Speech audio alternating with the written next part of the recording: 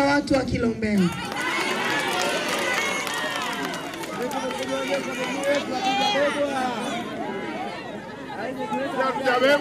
Mheshimiwa Makamu Mwenyekiti wa chama chetu upande wa Tanganyika John Heche, Mwenyekiti wa Baraza la Vijana Deogratias Mainyila, pamoja na viongozi wote ambao tumeambatana nao, sisi tumekuja kwenu watu wa Kilombero kuzungumza mambo yanayohusu maisha yenu. Na nimefurahi kuona kampeni ya no reform no election ilitangulia Kilombero kwa ndege, si tumekuja na gari tumeikuta. Hongereni sana.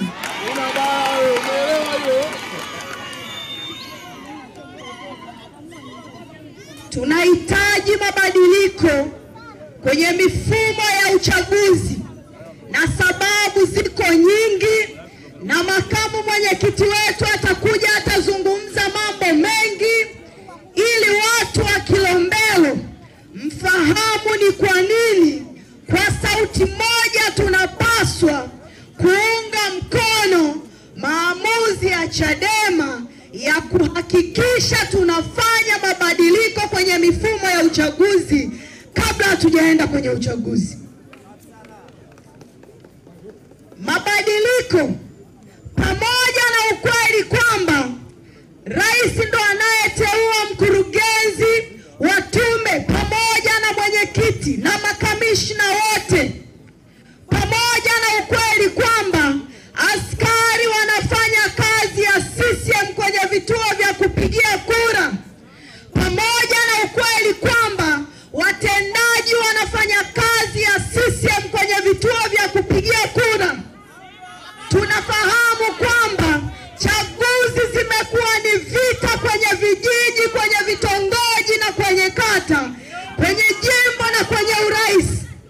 Lakini kuna kitu kibaya sana pia ambacho kinatokea kwenye uchaguzi, ni watu kufa wakati uchaguzi unaendelea.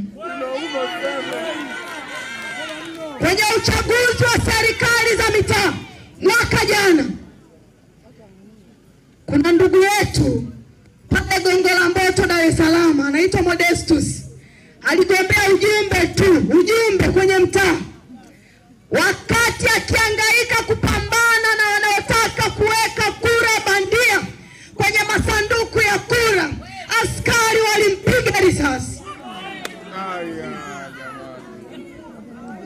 Ukienda pale Manyoni, kuna ndugu yetu anaitwa George Juma Mohamed, alikuwa ni mgombea katika kurupushani za uchaguzi.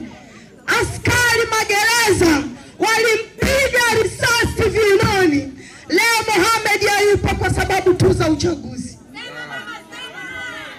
Pale Tunduma mwaka jana, kuna kijana anaitwa Steven Chalamila, kwenye mambo haya ya kurupushani za uchaguzi, Green Guard walipomshindwa mchana, walikwenda nyumbani kwake usiku, wakamcharanga na mapanga mpaka wakamuua. Uchaguzi ndani ya nchi hii ni vita. CCM wanataka kwa gharama yoyote, hata kwa gharama ya damu yenu, wabaki madarakani.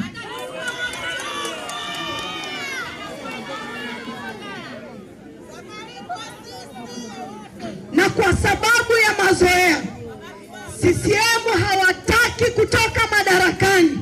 Kipindi chote CCM wanawaza madaraka. Hata uchaguzi ukiisha, yeyote ambaye ana mawazo, ana mtizamo tofauti na CCM, maisha yake yako hatarini. Ninyi mmesikia watu wetu wanatekwa kila siku. Ndani ya nchi yetu tunaishi kama digidigi. Ukiwepo leo, kesho uelewi kama utaamka salama. Walimteka ndugu yetu Mdude usiku wa manane, yuko na mke wake na mtoto mdogo, hata mwaka hana. Na tunavyoongea hivi hatujawahi kumuona tena Mdude. Lakini kuna kijana wetu anaitwa Amani Manengewe pale Mwanza. Ni kijana ambaye alikuwa ni sumu kwa CCM, walikuwa wakimuona wanatetemeka. Walipoona hakuna namna ya kumdhibiti, walimteka yule kijana, mpaka leo hayupo tena, hajulikani aliko. Hapa juzi wamemteka rafiki yetu anaitwa Kaswahili. Alikuwa anakuja kwenye mikutano kama hivi, anarusha mikutano yetu live kwenye mtandao unaitwa Clubhouse. Wametoka Serengeti na Victoria. Wakati anarudi Dar es Salaam, alipotelea hapa katikati. Hatujui walimtekea sehemu gani. Lakini ninapozungumza hayupo na hatuelewi yuko wapi. Mwaka jana walimoa mjumbe wa sekretariat ya Chadema, mzee wetu Ali Kibao. Walimshusha kwenye gari. Ukitaka kujua hawana aibu na wamefika mahali pabaya, walimshusha ndani ya gari. Ndani ya gari. Watu wanatazama. Kesho alikutwa ametobolewa macho, amekufa. Juzi wakati tumeenda Tanga, tumekwenda kuitembelea familia yake, tuliwakuta watoto na mke wake. Mke wake hakunyanyua kichwa chake tangu tulipoingia mpaka tunatoka analia. Hakuwa analia kwa sababu amepoteza mume wake, kwa sababu wengi wanakufa, sio. Alikuwa analia kwa sababu kuna watu wenye roho mbaya wamekatisha maisha ya mume wake.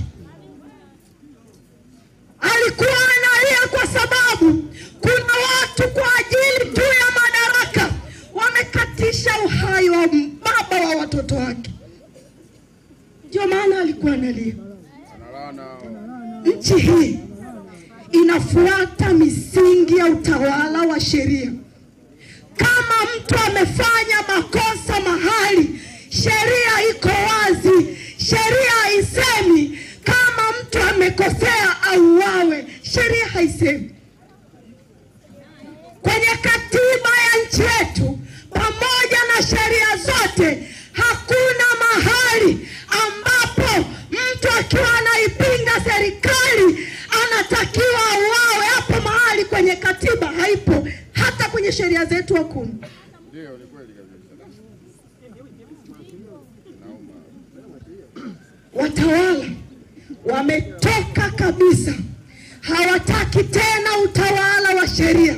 Wanaendesha nchi katika mfumo wa kidikteta. Na tulikuwa tunaamini kwamba kama tungekuwa na wabunge wanaojua wajibu wao pale Dodoma, wangekuwa wanapaza sauti kuihoji serikali. Kwa nini watu wetu wanapotea? Kwa nini watu wetu wanauawa na serikali imekaa kimya? Tulidhani bunge lingekuwa limechukua jambo hili kama jambo la dharura. Watu kuuawa. Mtu ambaye anazaliwa mara moja, anakufa mara moja, thamani yake huwezi ukaifananisha na chochote. Na katika nchi hii kwa mujibu wa katiba, hakuna mtu ambaye yeye anastahili uhai kuliko mtu mwingine. Hakuna. Sisi wote tunastahili uhai. Lakini wabunge badala ya kujadili habari za utekaji, ndugu zenu wako pale wanamtetea rais asitukane.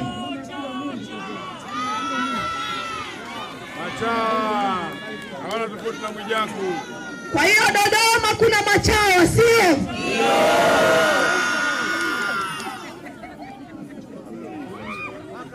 Niwaombeni sana wananchi. Kwa sababu ya muda, ninaomba niwaombe sana. Mkisikia habari za kutekana, mkisikia habari za kuuana, mkisikia habari za watu kupotea, habari hizo haziwahusu Chadema peke yake. Hata CCM zinawahusu.